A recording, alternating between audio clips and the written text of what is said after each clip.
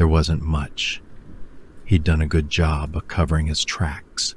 No photos, no names, no history, just fragments, numbers, coordinates, disposable messages.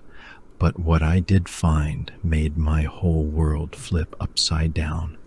Buried in his recent texts was a single thread, short and clinical, but unmistakable. A contract, my name, my address, a date, and at the top of the thread, the client's name. It wasn't anonymous. It wasn't random. It was Ben, my best friend. But why? I wondered in shock. Suddenly it all made sense. How the Hitman always managed to know my every move, no matter what I did. Ben was the only person I'd confided in. That's when something came back, a memory I had buried. Months earlier, I'd been at Ben's house.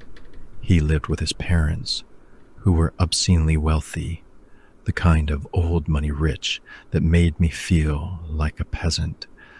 I remembered wandering the halls that night and hearing strange noises, moans, muffled cries coming from the basement.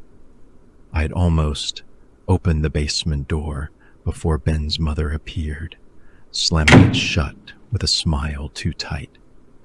"Best not go down there," she'd said. "We keep Ben's grandparents there. They're getting old now, and they're not exactly what I'd call stable enough to meet a stranger. Just old age catching up with them." It was weird, but I believed her. I had no reason not to, really.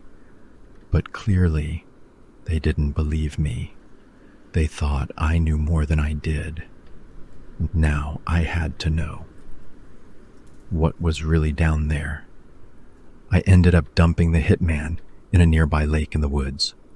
After that, I drove 4 hours directly back to my place in Nebraska.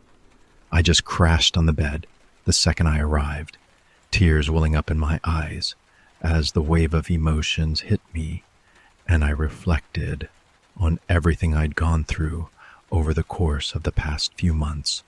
The relief, the betrayal, everything. But it wasn't over. Not yet. I still had just one last thing I needed to do.